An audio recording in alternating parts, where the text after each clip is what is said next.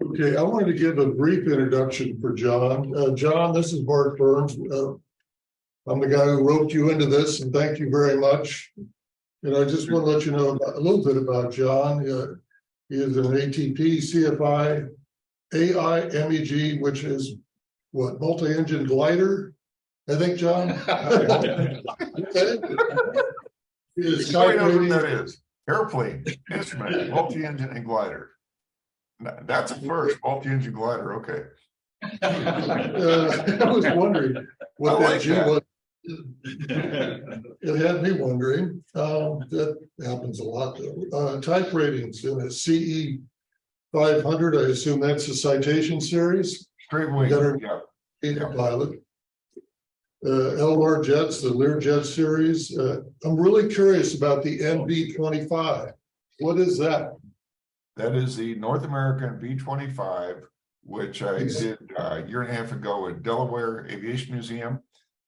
Yeah. Chico. So, in fact, I think you emailed me earlier today, and I responded with North American B-25. Okay, I didn't see the response, but I suspected that's what it was. That's pretty amazing. Way cool. Could be myself. 7-time master CFI, has been flying for 45 years, readily admits to still being a student of flying, always learning. He's got experience with corporate airline and charter operations. 4.5 years flying in Alaska in the early 90s, where he flew mostly single pilot, flying a Piper T-1040, which that's like better known as the Cheyenne to us GA people. The turboprop. Navajo converted to they replaced the Lycomings with PT6s, 9 seats. Yeah. Okay. And that you were flying, was that in the key? You also flew a number of other aircraft for a small FAR 135 operator based in Kenai, Alaska. While there, he joined the Civil Air Patrol, got checked out in the de Havilland Beaver, learned bush and mountain flying techniques. He gained experience on floats and snow skis as well. More recently, from April of 2004 until April 2020, he was a classroom and simulator instructor at Flight Safety International in Long Beach, California. You know, as I understand it, John, that kind of sort of came to an end when they had to cut back because of COVID. He's worked as a contract pilot flying a Citation 2 and 5. He's now an independent CFI. I guess you do business as John Mahaney Aviation now, correct? Yes, sir. Yeah. He's actively involved in the Southern California aviation community and is an FAA Fast Team lead representative. And he is in a partnership on a 1953 Cessna 180. He also owns a 1970 Cessna 150, both of which are based in Long Beach, California. And last summer, he flew that 150 alone to and from Oshkosh, which is quite an adventure, I would think. How long did that take to go one way?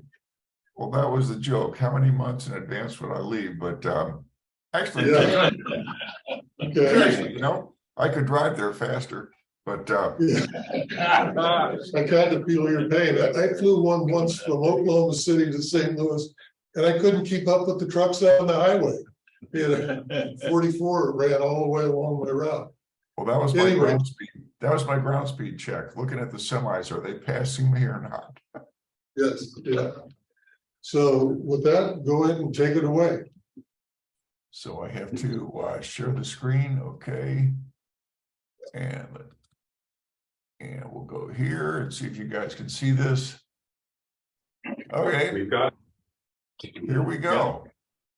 So yeah, I've been doing a few things. I'm curious by nature, so that sometimes it gets me in trouble, but flight safety typed me in the 500. After I lost my job there, a colleague, friend of mine, flew a Learjet. I said, hey, can I get a type? So we went up, flew it one day, got the SIC. And then Delaware Aviation Museum was offering the B-25 type. They still do.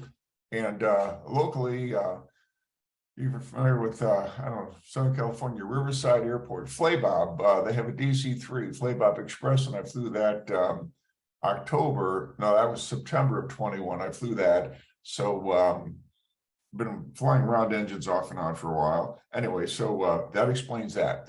And then I updated this because I actually did this seminar 4 years ago for an EAA chapter down here. So you guys reached out, it's like, oh yeah, that one, I can do that.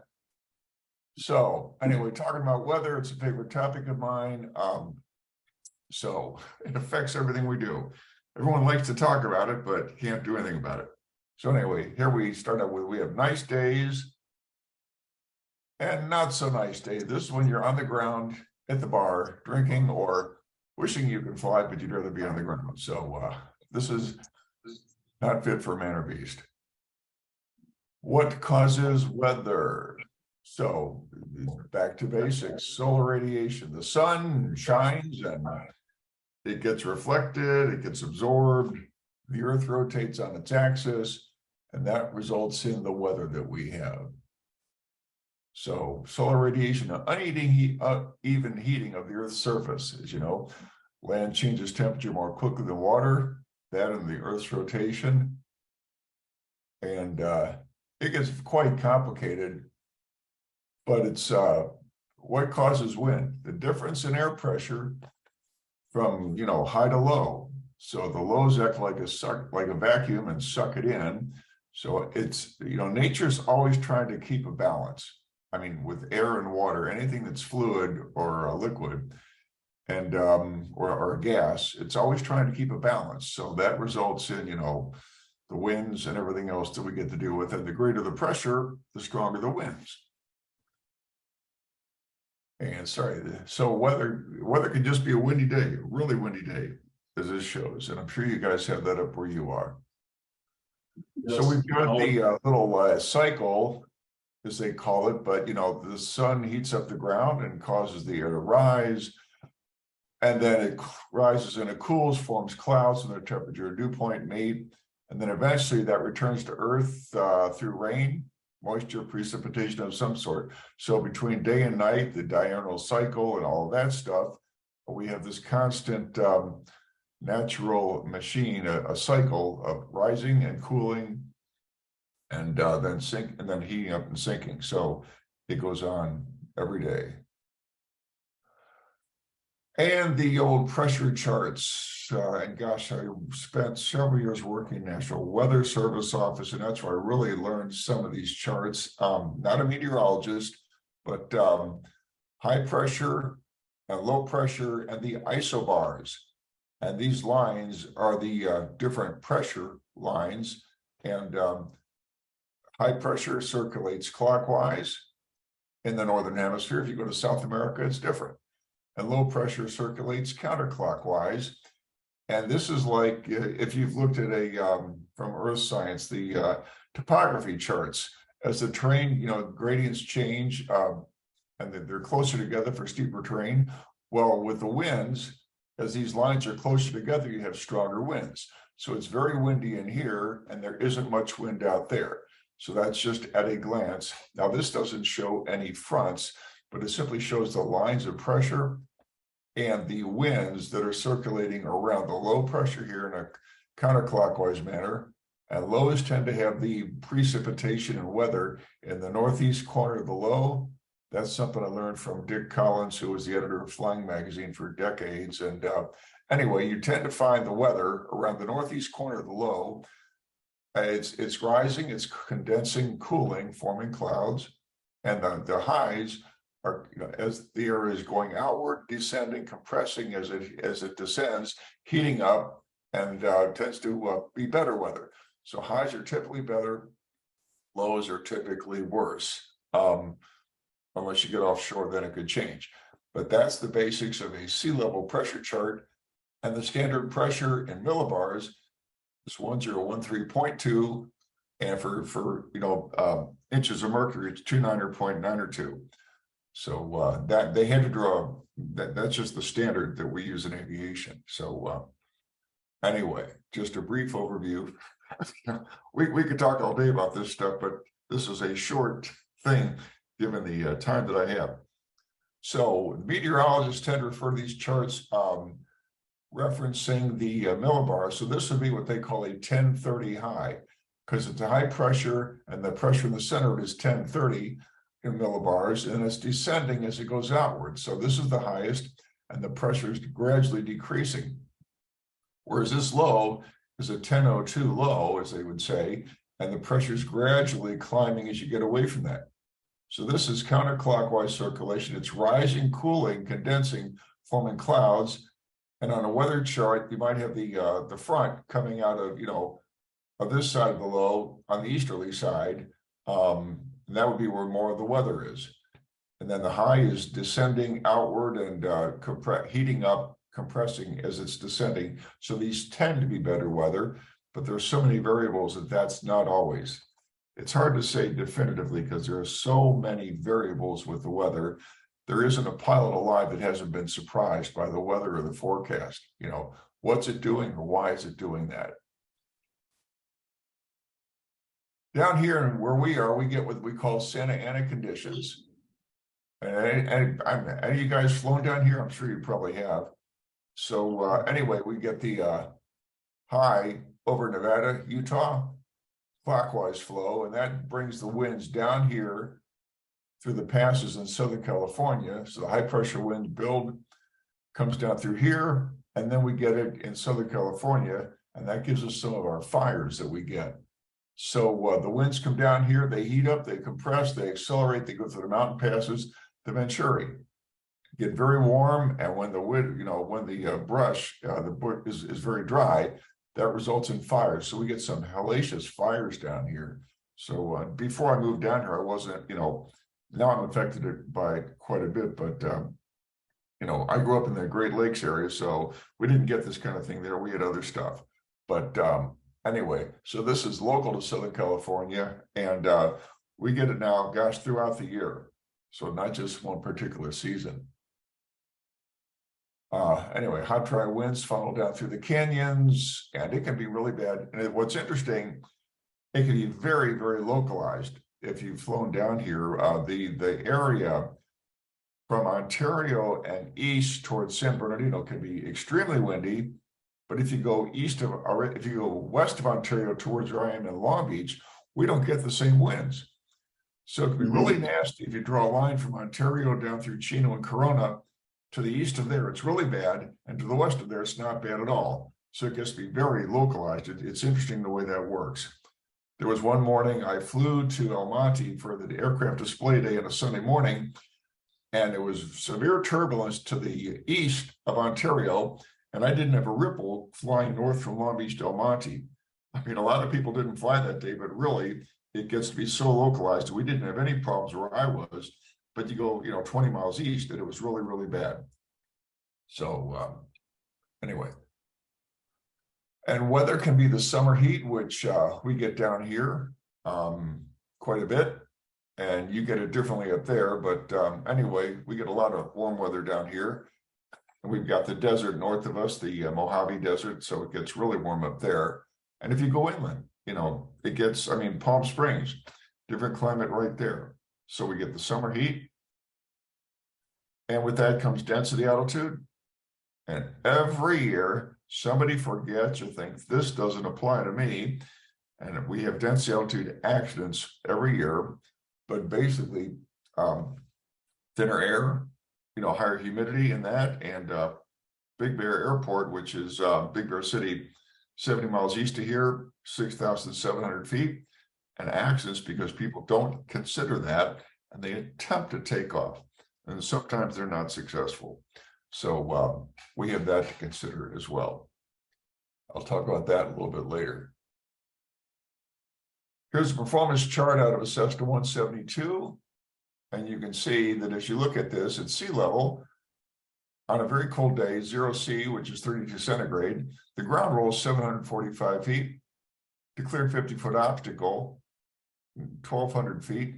And as we go up here, it keeps increasing. So when you're plus 40, it's now 200 feet higher or 200 feet longer, but to get airborne over 50 feet, that's now 1,600 feet of takeoff distance. So As you can see, as you go up 1,000 feet here, 2,000, how the numbers increase. And this is based on good piloting technique and you're leaned out properly. So, and how your engine's running and all that. This gives you an idea. And of course, we have to interpolate because the standard day is right here between 10 and 20.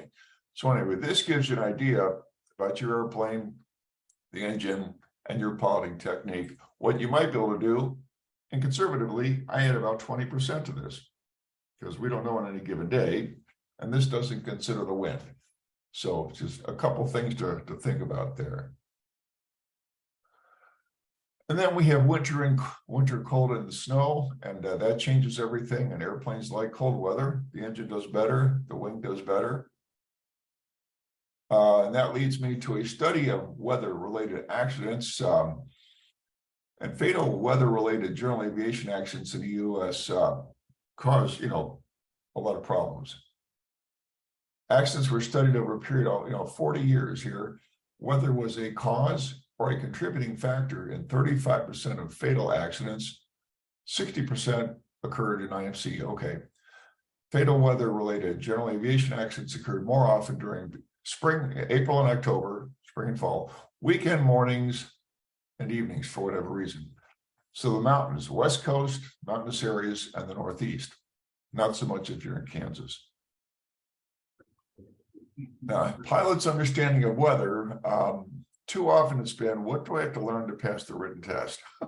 Which is really the wrong approach. But pilots should have at least some understanding of the weather processes, possible hazards associated with weather, and how to recognize those.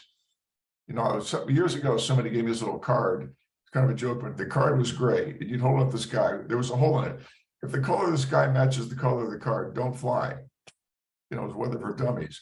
But how many pilots have at least some understanding of weather? Not nearly enough. And one of my concerns with all the new technology, it's not necessarily telling people how to think. It's like it's good or it's bad, but they're lacking the understanding of what's behind it. And it takes some study. And my curiosity, I've been, studying weather for a long time, and I know a few things about it, but gosh, there's so much more to learn. So anyway, there isn't a weatherman, as the saying goes, that hasn't changed his snow tires too soon, and who has snow tires anymore? But common causes of weather-related accidents: wind, low visibility for IFR, low ceilings, and high density altitude. And every summer this is repeated. I don't know if you have it as much where you are, but down here we're close to the mountains. So of course you guys got the Cascades, so you get some of that as well. Hang on a second. So anyhow, I'm sorry, it's jumping ahead of me. Here we go. So headwinds, we've got headwinds, tailwinds, crosswinds, and wind shear. So what is the limit for the airplane that you fly? And being in the EAA chapter, I mean, you guys have people flying, experimental, home builds, kits, Cessna, Piper Beach, some combination. So maybe even ultralights. So you're flying a wide variety of aircraft. What's the limit for the airplane that you fly? That would be something that you would know. Wind is the most commonly cited weather hazard. 8,000 accidents in the period from 1982 through 2013, which is, 10 years ago now. Wind was linked to 50% of the weather-related accidents. This includes gusts, crosswinds, and tailwinds.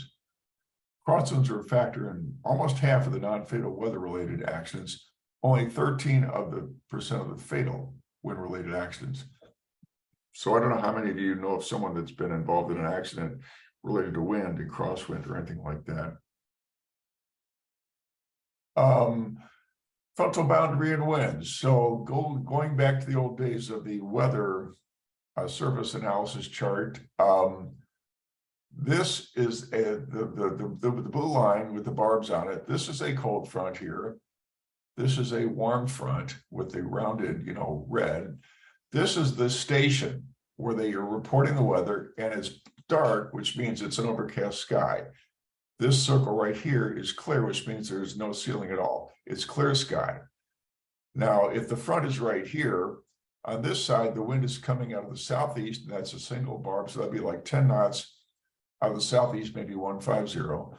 This is the barometric pressure, 940. So it's lower pressure, and this is a low. This is your temperature, and this is your dew point. 69. So 69 and 58 temperature dew point, southeast winds, overcast skies. Here's the cold front. Now on the other side back here, you can see the wind is directly 180 degrees opposite. Northwesterly, we'll say 20 knots. And that's a 978, so that was 940. This is an old thing, but anyway, it's higher pressure. This is lower, that's higher pressure. Temperatures, and this being a cold front, anyway, it looks like 43, 39, but you can see how the wind is shifted. Southeast, northwest, these are all northwesterly winds. These are southerly winds, and that's southeast. And these are overcast stations right there where the ceiling is overcast. So you can get a look at these and see that's broken, that's clear. And gosh, this stuff goes way back. This all originated during World War II, teletype machines and how they were going to report weather. So it goes way back. But you can see on the one side of the front to the other, the temperature difference and the wind shift. And that's usually what you see is the wind shift and a pressure change.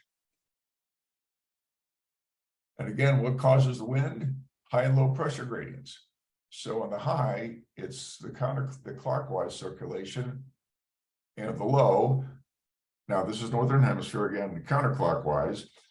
And if you'd ever look, gosh, when there's a hurricane or tropical storm, very strong low. I mean, the very strong lows go down to like 900 and something millibars, and the highest highs are up to like 1045 or something like that. So it's a relative number. How high is it? How strong is it? And then what we also do, which I neglected to mention earlier, you learn to look at the different surface charts, the different pressure charts. You've got surface is 1013, 850 millibars is 5,000, 750 is 10,000, and the 500 millibar chart is 18,000.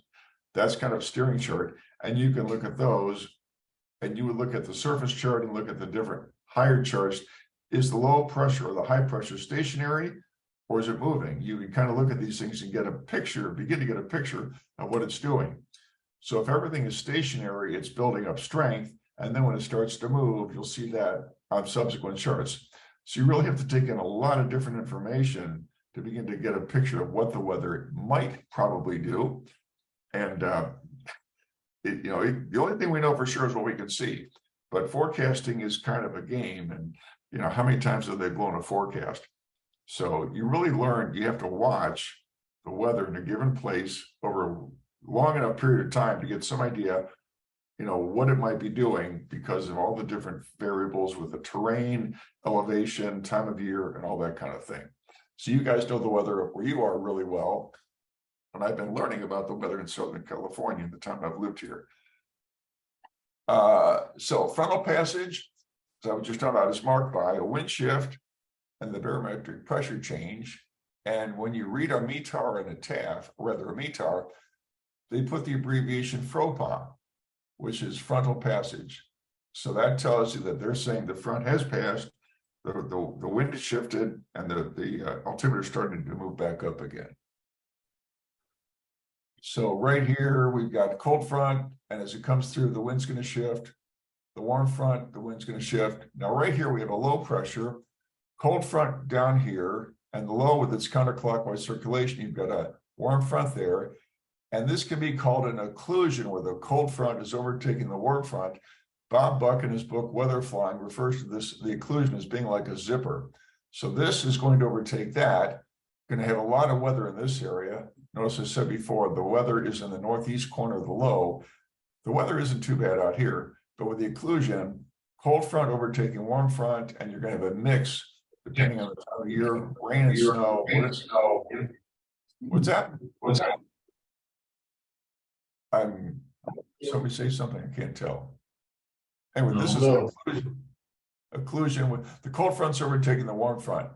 You're gonna have a lot of different weather in there depending on temperature, whether it's winter or summer, snow, rain, thunderstorm activity, that sort of thing.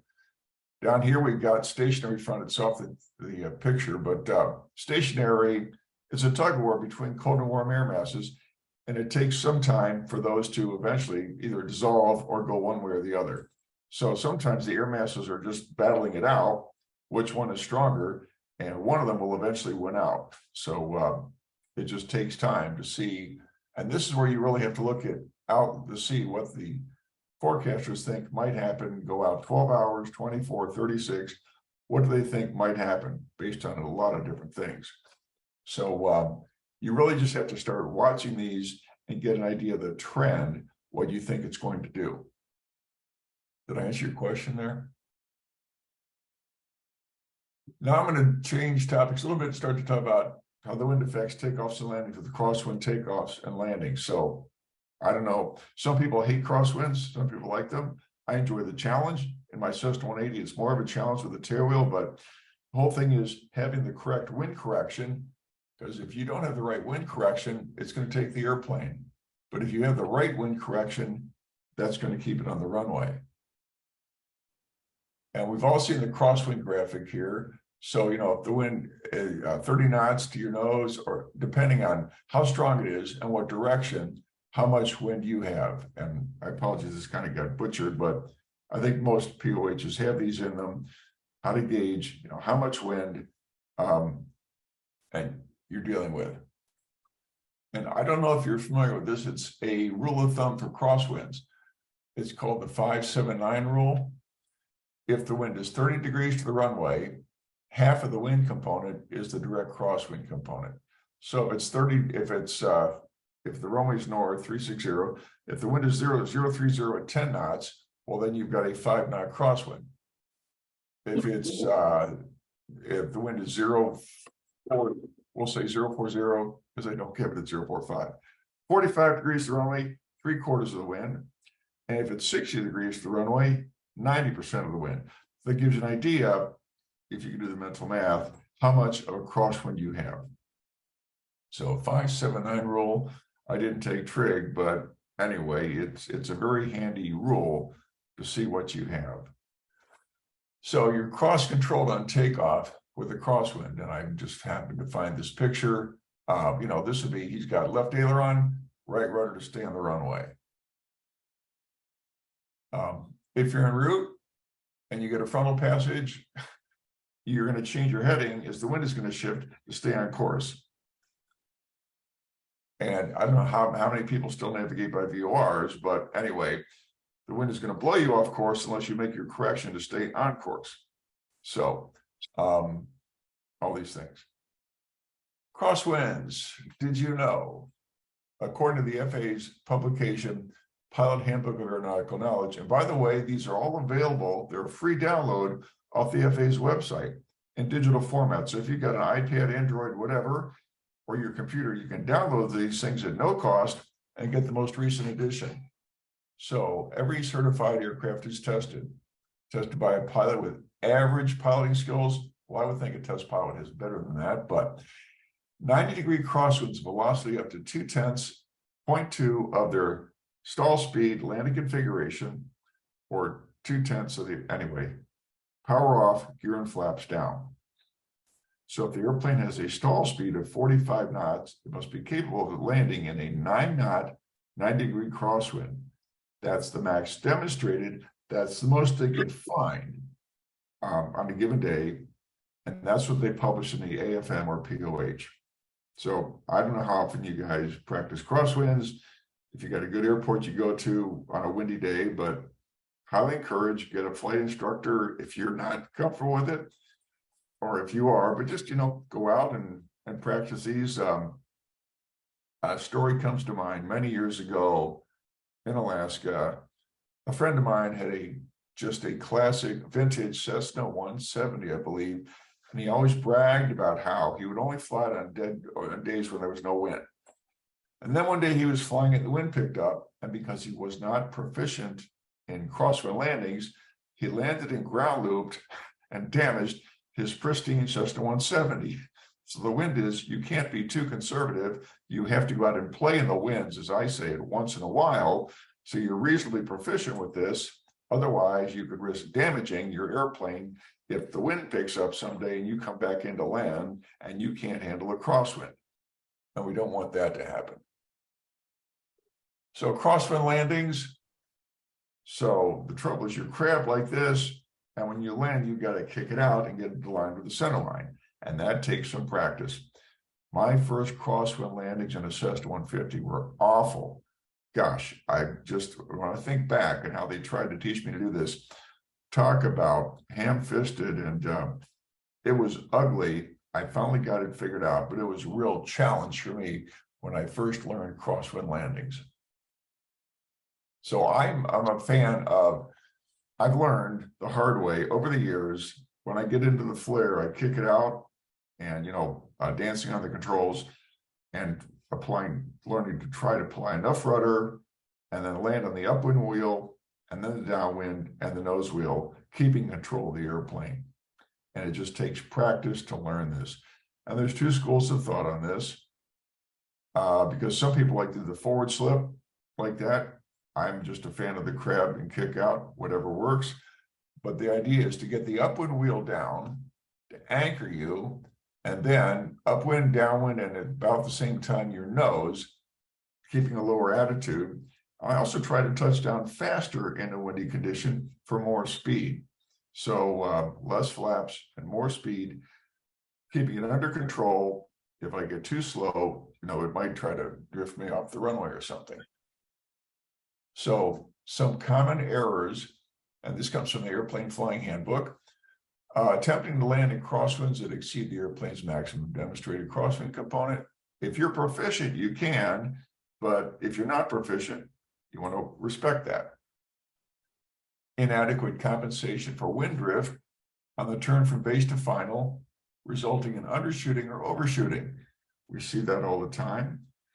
Inadequate compensation for wind drift on final. So you have to continue to adjust it. I just try to average it out, honestly. With the way the winds change on a windy day, I simply just try to add it. I average it out. And some pilots are afraid to make full abrupt control inputs if they need to. I don't know why. I go, side to side as much as I need to try to keep it under control. If it's too much, I go around.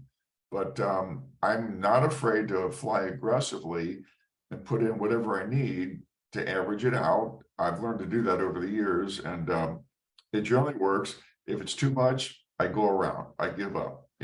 I'll come back to fly another day. And in the process of doing all this, I'm trying to fly a stable approach. So an unstable approach where your airspeed's fluctuating, everything, probably not a good idea to be there. And for the bigger jets, most of them have a rule that if they're not stabilized by at least 500 feet on final, if not 1,000, it's a mandatory go around. In fact, American Airlines some years ago changed their procedures. They have to go around unless they're stabilized at 1,000 feet. And I think that they have to tell the chief pilot if they go around why they, or why they didn't go around. So in other words, you can't salvage an approach in a bigger jet like you can in a small airplane. So they want them to go around and attempt it again, stabilized. The lesson for us, have yourself configured with your flaps, your wheels, on speed, and try to fly a stabilized approach. And if you can't, take it around and go somewhere else, or, come back and try it again. So crosswind landings are a little bit more difficult to perform than crosswind takeoffs due to different problems involved in maintaining accurate control while your speed is decreasing rather than increasing as on takeoff. So it's just a matter of getting out there and practicing on a suitable runway on a day when it's not too windy, but windy enough. So and unfortunately, many people, when they're learning, they don't get exposed to enough crosswinds, so they really aren't comfortable with them. In fact, I flew with a gentleman a year or two ago. My Cessna 150 went out to a small non-towered airport, and on final, he had a really hard time with a crosswind. It's like, what are they teaching? He goes, they won't let us fly if the wind exceeds a certain amount. So we took it around, I landed it, and he was just like, how did you learn that? So now some of the schools, if the wind exceeds certain crosswind components, they won't let them fly due to insurance reasons. That's not good either. So as I've discussed this, There are two usual methods of accomplishing a crosswind approach: the crab method and the wings low or side slip method. It depends what you're comfortable with. The crab might be easier for some, requires a higher degree of judgment to learn how to kick it out. The wing low method is recommended in most cases. I prefer the crab method in kicking it out. It takes practice. It's worked with everything I've flown. Narrow runways, they have their own challenge because you have very little room for, a wider runway is just more forgiving. So narrow runway, just, you don't want to get off into the weeds. And equally out in the backcountry, narrower runways with the wind spilling over the trees, you can make it very challenging on final. Even the big jets have trouble with crosswinds. It's a great picture. Yes. And runway width and crosswinds. On narrow runway, you might look higher, so you'll try to fly at a lower than normal approach. And conversely, with a wider runway, you might think, gosh, I'm low, so you might end up flying higher than normal. In fact, I don't know if any of you have come down here and flown into Catalina, but the runway has an upslope, and it's an optical illusion on final because you think you're steep, but you're really not. And they've got the PAPI right there, but it's the first time you go in there, I went around because it didn't look right.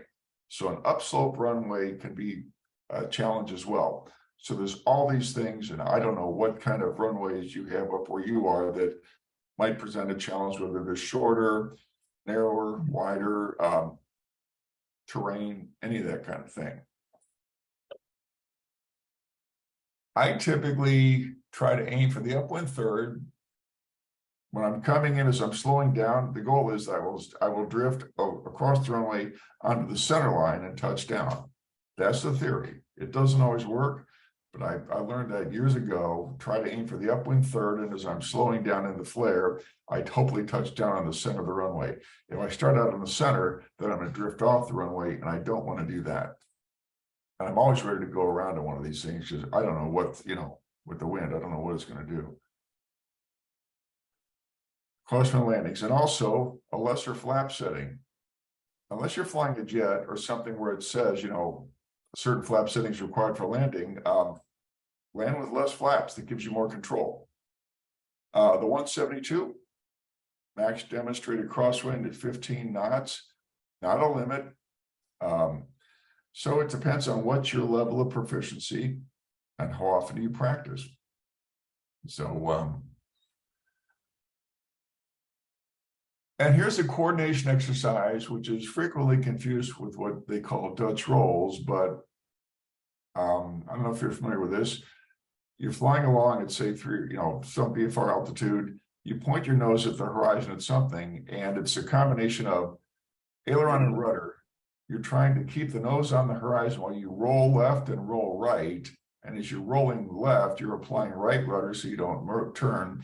And as you're going to the right, you're applying left rudder. So your hands and feet are going opposite. But it's a good exercise for crosswinds because when you come in on a crosswind landing, you could be applying, opposite aileron and rudder to keep it aligned with the runway, but have the winds compensating properly. So having the nose on the horizon and banking left and right and holding the nose on the horizon using rudder. So some of you might know about this. Some pilots I show it to haven't seen it before. Just a basic stick and rudder maneuver, how to keep the nose centered, and you're rocking back and forth. And it comes in very handy for crosswinds. A rule of thumb for the wind, add half the steady wind plus all the gust factor to your approach speed, but not to exceed 20 knots. I learned this many years ago. So if the wind is out of the north at 10, gusting to 20, half of 10 is 5 knots. So you can take 5 and add that to half the gust, 15 knots to your final approach speed. It's a comfortable number. It gives you more control and suggests using less flaps. If it's a really windy day, I do no flap landing on a crosswind. But 20 or 10 degrees, it's going to reduce your stall speed some. It's a matter of how, your judgment call based on your experience. So these are the kind of things you want to experiment with when you get out there and see what works for your airplane. So speed control and landing. Aviation safety had this some years ago. Many pilots correctly add to their approach speed, but then they don't slow down in the flare. So with too much speed, they attempt to land. Because they have too much energy, they bounce. This leads to loss of control on landing. Be ready to go around. And when you bounce, that changes everything. Your energy state changes. Suddenly you're too slow, and you're getting into the slow flight regime. So you really need to be ready to add the power and go around. And this is challenging on a gusty day. It really is. So there's always there's always room to practice here.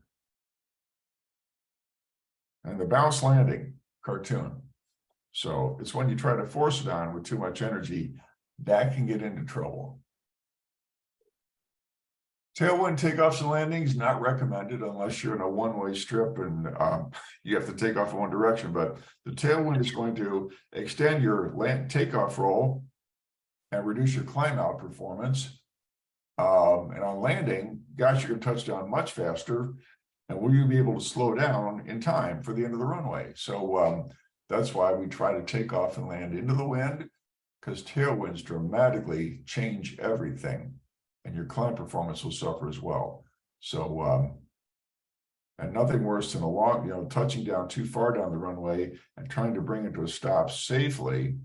And we don't have anti-skid or anything, so better to take it around and try it again. And the POH tells you tailwinds with winds up to 10 knots, increase the distance by 10% for each 2 knots of wind. That's a 50% increase. So on a short runway, you really can't do this. If the tailwind is more than 10 knots, you're on your own. Now you're in test pilot territory, and the insurance isn't going to want to cover you either. So beware. And typically, jets are limited to a 10-knot tailwind for both takeoff and landing. Wind shear. Anybody have a simple definition of wind shear? Change in speed with altitude or direction. Well, yeah, the wind is a sudden change in speed and direction. And typically, we can go through it at cruise or anything it's when you get close to the ground and you have a sudden change in speed and direction.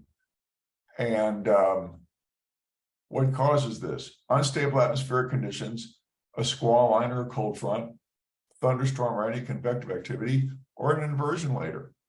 So, wind shear, gosh, it was discovered really, I want to go back to back in the 70s, airliner action, I believe it was in JFK, but the weather came through, and airliners are bigger, and it takes more for them to respond to this than smaller airplanes.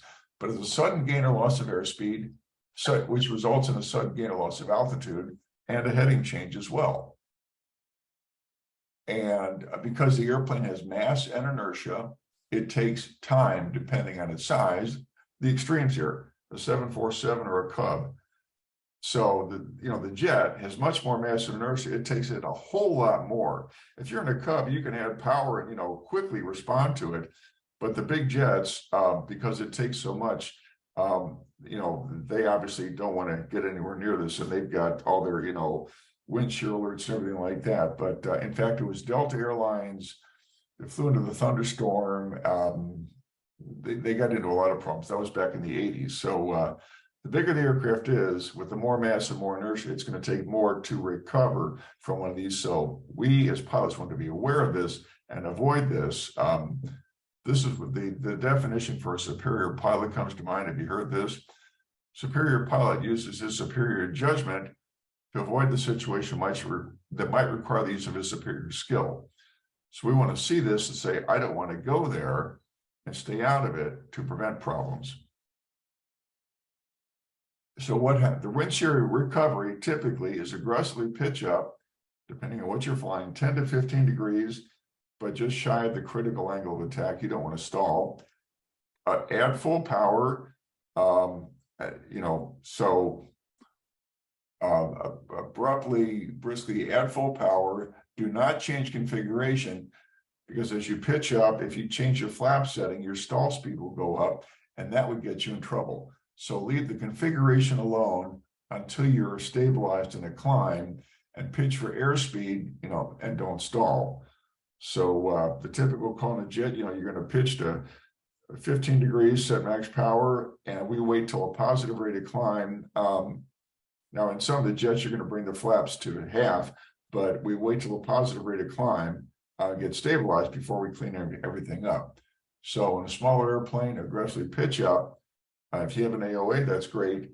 Full power and keep your configuration the same until you get out of that situation. When do you think it's more dangerous, takeoff or approach and landing? Any guesses? For wind shear. When would wind shear be more dangerous? I don't know if any of you encountered it on takeoff or landing, or what your experience was, but my thinking, takeoff is worse than landing, because takeoff, you're lower and you're slower and you have less room to recover. On approach and landing, you've got more room. So this is on takeoff. If you encounter wind shear here, you're very close to the ground, and do you have enough room to recover without hitting the ground?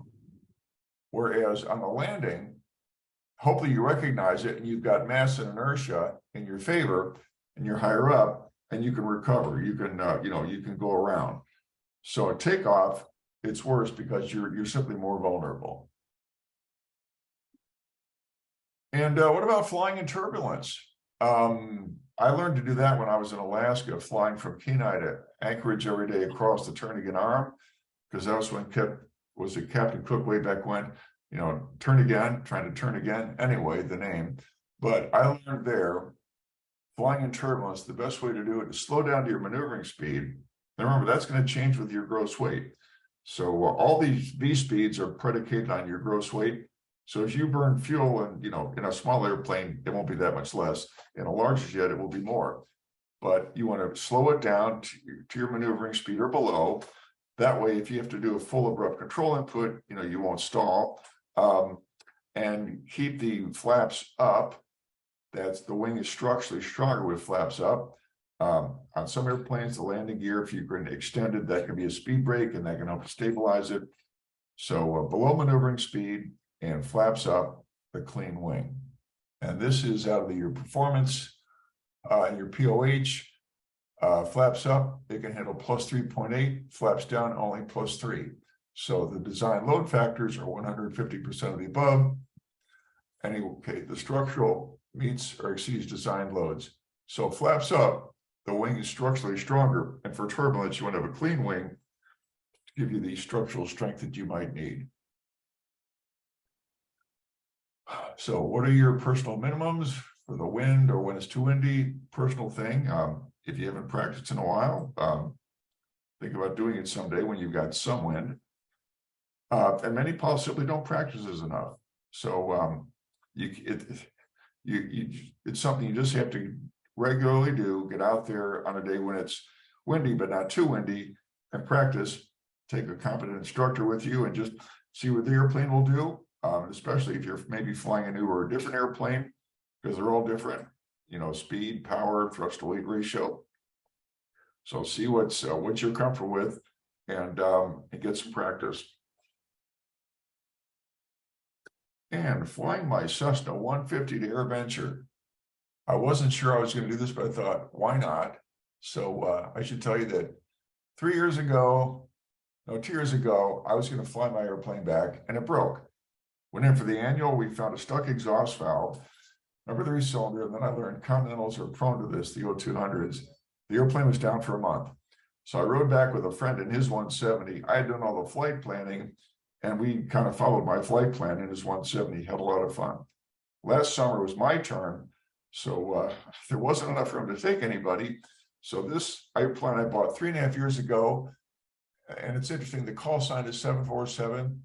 It was certified in 1970, or built in 1970. The original owner, it was the same year the Boeing 747 was certified. So we thought 747, okay. And Kilo Yankee, he and his wife's initials were K and Y. So 747 Kilo Yankee.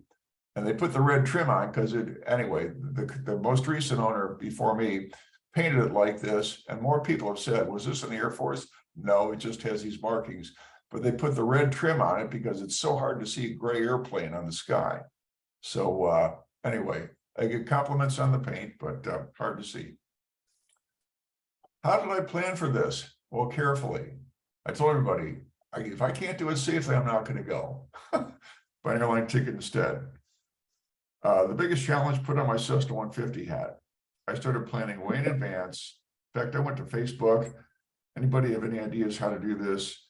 And a few people suggested, Arizona. When do we schedule the annual? And had to think limited takeoff and climb performance, speed with the boots, with the pants on, about 96 knots. The range, about 2.7 hours. So how am I going to do this?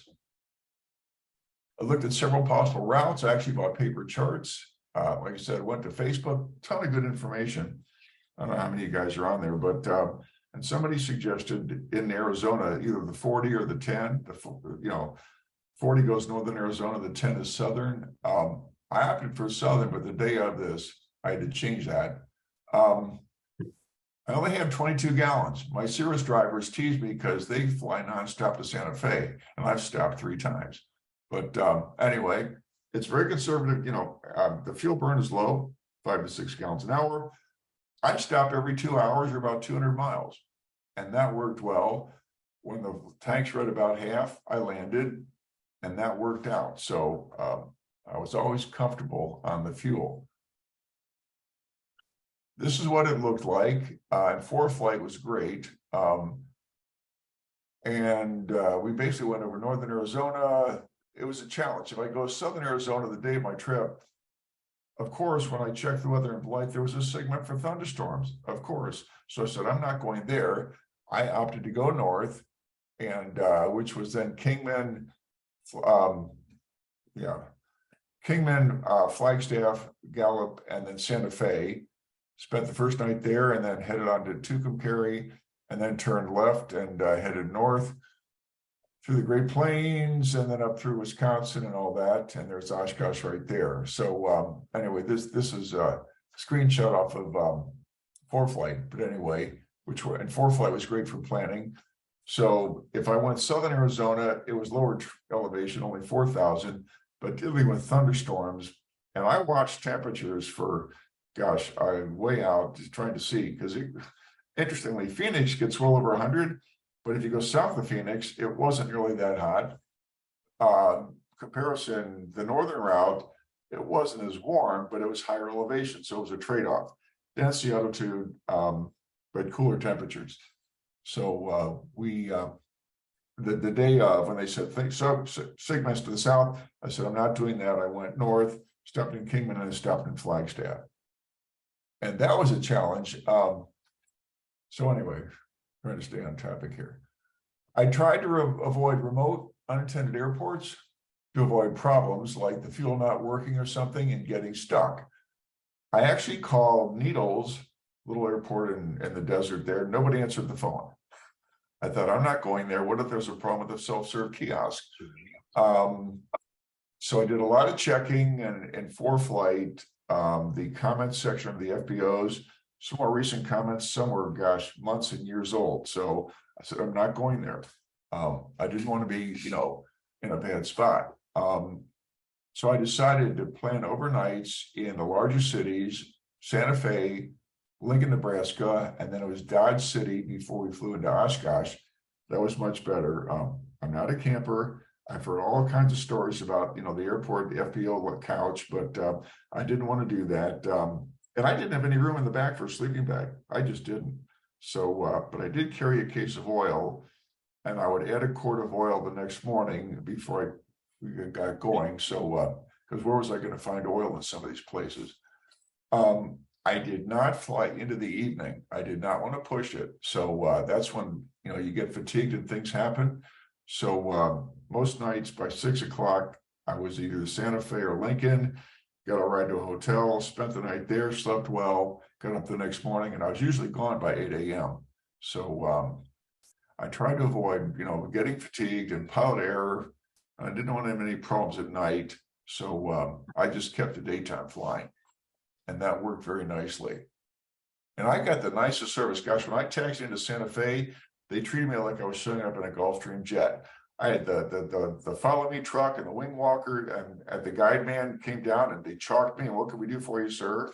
Somebody comes over. Oh, that's a really cool airplane. It's like, this is a 150. Okay, really, they treated me very nicely. I felt like $1 million. So they didn't put me out in the South 40 because I'm in a 150.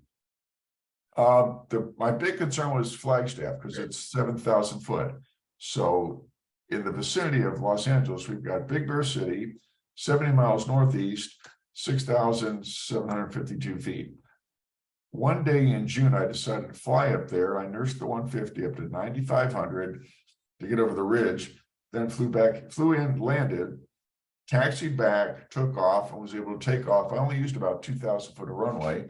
So I was able to take off and climb out without a problem. So I knew that I could do Flagstaff because I was really concerned a 150.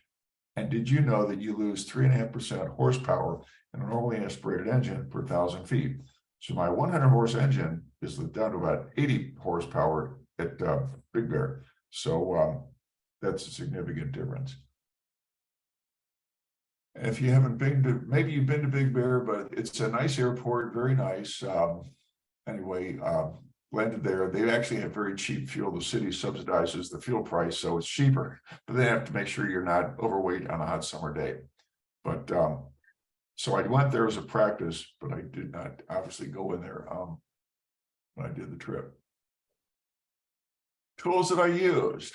ForeFlight is great if you use that, or if you use, there's Garmin Pilot, there's WingX. I bought paper sectionals as a backup. I had tack charts, so I was able to look at those, plus my ForeFlight. 1-800 Weather Brief for flight planning, get a lot of good information there. A friend of mine sold me his Sirius XM weather receiver, which was really, really good. So that way I had satellite weather all along the way. I used airnav.com to get into more detailed information. Of course, ForeFlight also has fuel prices. I called Leidos every night to get a forecast or an outlook for the next day. And in the morning, I would call to get a standard briefing. And then when I would land en route, I would call them again. Oh, John, you again. But anyway, I was not taking any chances. Too many people were following me on Facebook. I did not want to screw up. I only had 2 weather delays. When I got to Flagstaff, an air mass thunderstorm moved over the field. If you're familiar with air mass, it's not part of a front. It's not a line. It's simply one isolated thunderstorm. And it parked southeast of the airport. And I waited and watched. And I watched. I had lunch. And then I realized it's not moving. So I went out and I did a run up, leaned it out for max power, took off out of Flagstaff at 7,000 feet. Slowly climbed out about 3 miles upwind, and then I made my turn around right down departure, and the storm just stayed there. It didn't move, and I made it an hour and a half later to Gallup, landed, got fuel there. I was the only one on the airport, and then to Santa Fe and made it there for the night. So that was one delay. And on the way back from Oshkosh, I flew to Chicago to spend the weekend with family, which is where I'm from. They got to see the airplane, and the morning I was going to leave, there was thunderstorms. So I delayed my departure till mid-morning when most of the weather had moved out, and then I took off. So that was a delay there and a delay in Santa Fe. Otherwise, the farther west I went from Chicago, the weather got better. So only 2 real weather delays. But I have to tell you, I was very lucky because if any of you were there at Airventure last summer, after we arrived on the Saturday, torrential downpour, thunderstorms moved in. It was really, really bad. But otherwise, the weather was okay. And I used flight following for every leg. Ironically, in the heartland of America, going through Kansas, I was out of radar. The radar stops at like 15,000 feet. They told me at one point, we're going to hand you off. It's going to take you 10 minutes to check in. And literally, I couldn't check in for a good 10 minutes. I was out of radar. So for the heartland of Kansas at 5,500 feet, I couldn't talk to anybody, but there was no one out there anyway. Things you don't know until you're flying across it. I use this flight planning tool, 1-800 Weather Brief. It's very handy. I don't know if you guys should use this, but it was really good. And then I also, this is interesting, talking about weather briefings. Did you know the number of flight service stations is diminishing greatly? Back in the early 70s, 5,000 specialists and 365 stations. And in fact, when I was up in Alaska in the early 90s, they actually had temporary stations were only open during the summer. And I can't think of all of them, but there was Kenai, Juneau, and Anchorage, I believe, and one of them, some of them in the interior were only summertime. Nobody was out there during the winter. So from 1988 to 05, the number of specialists dropped in half, and from 365 down to 61. And this is even hold now from 2005 to 2017 down to 700 and only 5. And I believe that they're now the only one might be in Fort Worth, Texas. And so now, here's where we are now. One, I believe there's one, and they're in Fort Worth, and they cover the country. So when you call them, you know, hopefully they can tell you about your neck of the woods, but really there are very few specialists. What is happening? A big concern, what is happening to pilots' weather education, and how well do people understand weather to brief themselves and know if it's okay to go? So that's a concern. So the future, and I attended a weather seminar that a couple years ago was held here in Southern California. Real interesting, 2 days on evolution of weather, where we're going with weather and forecasting and all that stuff. But as you're saying, more pilot weather education is needed because flight services, you know, more people using smartphones, technology, but do they understand weather? So we could probably talk about that all day. And here's the little humor here. With proper education, we can make it work for us. So that's what that means. So anyway, that's where things are with weather. Flying to Oshkosh, what I use for flight planning, I used a Word document, and I just, you know, would print out like day 1, Long Beach to Blythe, distance, time, and fuel. And I added 1 gallon to whatever ForeFlight told me for engine start, taxi, takeoff, Blythe to Flagstaff. So at the end of the day, I would come up with approximately how many flight, how many hours, how much fuel, etc. And then all told, it took about 20 hours each way, 20 hours out, 20 hours.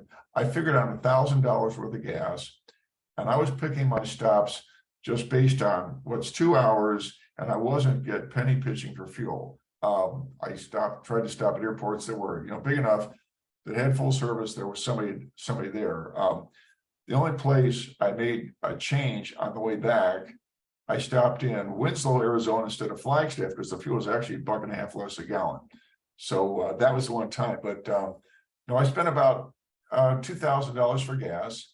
I burned, you know, in about 40 hours of flying round trip, and it all worked out. So lots of planning. This is my Sirius XM weather receiver on the 150. It works out very nicely. And I bought the USB charger that plugs into the cigarette lighter, so I can charge 2 things on that. And then I participated in what's called the mass arrival. You guys are probably familiar with that. So we did that last year, had 102 airplanes, quite a bit of training for that. It went well. This is the apparel. They change the shirt color every year, and I don't know if I'll be doing it this year, but anyway, there's my airplane tied down the North 40. Yay, we made it. So I want to say I've been a student of weather for decades. And these are some books that I started reading, gosh, way back when. Bob Buck, Weather Flying, Severe Weather Flying, very interesting, by Dennis Newton. He was an FAA research pilot, and everyone knows of Richard Collins in Flying Magazine. He wrote Flying the Weather Map. So I've done my own, which helps me to get a good background on this. I also worked as an aircraft dispatcher, so then you spend your days looking at weather, METARs, TAFs, everything. So all that helped, but I took a very cautious approach in a Cessna 150, which is very limited. My goal, hopefully the next time I fly back, it could be something bigger and faster with fewer stops. So, but it was 3 days, and then the 4th day was a mass arrival. And then it was 3 days from Chicago back here. The first day I went Chicago, Dubuque, Des Moines, Lincoln. The second day out of Lincoln, Nebraska, we went down through, Salina, Dodge City. I got to, was it Amarillo, Texas? The restaurant closed before I got there.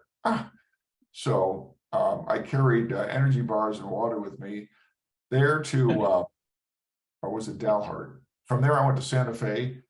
That was a long 2.5 hours. And one of the longest, most painful legs, let's see, the third day was Santa Fe to Gallup to Winslow, then to Lake Havasu around the mountains, and then Lake Havasu to Long Beach, a long 2.5 hours of desert turbulence. I was glad to be back in Long Beach, but it was a fun trip. The airplane ran remarkably well. I didn't have any mechanical problems to speak of, so except a landing light burned out, but the engine ran, we were good, and so, you know, it all worked out, a lot of planning. So anyway, I'm sure you might have questions. Hopefully I can answer them. This has been a lot of fun to do this morning, gentlemen. So thank you. And, you know, hopefully it's been worthwhile, and hopefully I can answer whatever questions you might have. And here's my email and my website.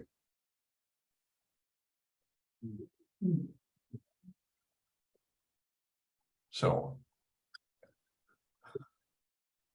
I'm not hearing you, but you got any questions here? No. Don? Yeah. Did you use ADS-B weather at all? Yes, I used, because the Sirius XM receiver allowed me to have ADS-B in on my, that tied into ForeFlight very nicely. So yes, I did use that. And the only day it was actually crossing Kansas, we had weather. And then as I came back west from Santa Fe, or Texas to Santa Fe, there was some weather there. So it did help me, although I was VFR, but it did help me just to see it out there, the big picture. So I found it to be very helpful. And interestingly, Sirius allows you to have a seasonal subscription. So I can activate it starting in April or May through August. I don't have to use it this time of year when I'm not flying it. So yeah, I found it to be very helpful. Could you repeat this saying about the superior pilot? Oh, I heard this, gosh, decades ago. The superior pilot is one who uses his superior skill, his superior judgment to avoid a situation that might require the use of his superior skill. So how to stay out of trouble. Hopefully you recognize something, say, we're not going there, and we stay out of trouble. So I've also learned over the years, it's good to be on good terms with the FAA before something happens. Oh, hi, how you doing? What happened? If you're proactive with the FAA and you get to know them, like I know Nate down here, my local FSDO, the guy that I work with, really well. So it's better to be on good terms with them than be in trouble and then have to deal with them. So I like to have a positive good working relationship with the FAA. I found it to be very helpful over the years. So if something happens, they know who you are. It's not like, who's this guy? So I don't want to be a problem. Too many people know me. I can't afford to get in trouble. So John, good to hear from a fellow Long Beach guy. I grew up down there, learned to fly at Long Beach Airport, took my check ride, Lean Giglio at Eagle. And okay. So I flown a couple of those long cross countries too. I took a Tailorcraft L2, basically a Cub cross country a couple times, and it's just a really gas, a lot of fun. But now that you've taken that 150 out there and back, would you do it again? You know, I might, it depends. In fact, what's really interesting, because I was posting this on Facebook, I was at a Christmas party and a friend of mine says, hey, John, I was watching you every morning. And now so-and-so with his 152 is thinking about he might do it. I'm like, oh my gosh. So, you know, low and slow, kind of painful.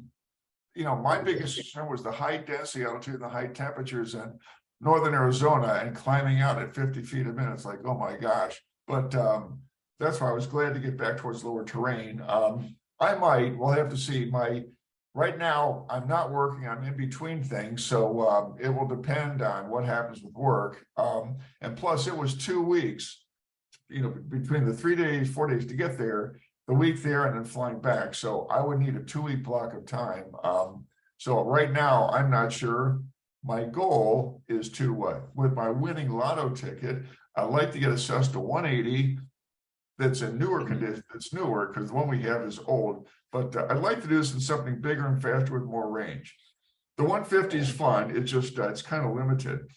So that would be, you know, it's just, you know, when you add power and takeoff, it just starts to roll slowly. It's like, anyway, I might, we'll have to see. So, you know, it was a good experience. I'm glad I did it. It was fun.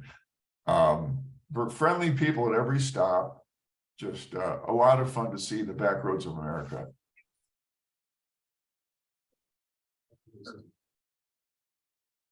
So, Okay, well, John, thank you very much, especially in light of the memorial service thing that came up. Really appreciate you taking the time to give us a presentation today.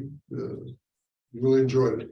well, you're welcome. I'd be, you know, happy to talk to you about doing another one. I'm flattered you guys reached out to me. It's like, I forgot that I was on the Speakers Bureau because it's been so long. So seriously, it's like, where is Burlington? Oh, it's not Iowa, it's Washington. But no, really, it was fun. In fact, I told my EAA chapter here, we met Thursday night, chapter 7, not financial, but EAA 7.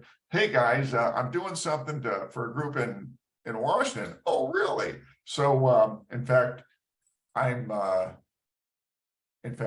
to San Diego, I think next month to speak to a group of pilots down there.